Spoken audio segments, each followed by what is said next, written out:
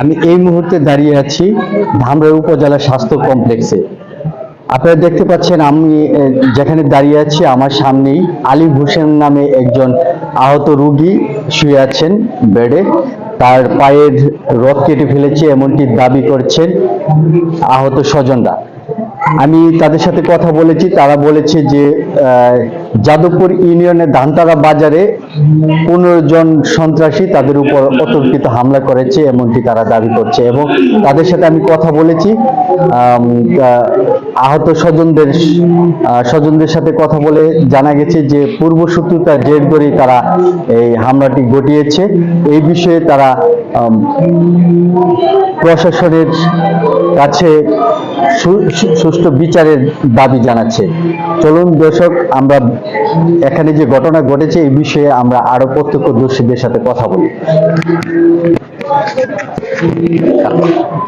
আমার হাজবেন্ডের বিনা দেশে মারলো কেন, এটা আমি বিচার চাই। আমার হাজবেন্ড হলো দোকানে গেছিল, কাজ করছে, কাজ করে দোকানে যাওয়া পানি দেন, একবার পানি দেন, বালি উঠায় তো বর্তমান যারা বাজার কমিটির দায়িত্বে আছে প্রথম কথা ট্যাক্স আসছে, পরে উজাগোর সাথে চলে আমি তারিখ নিয়ে আসি। তারা আমাকে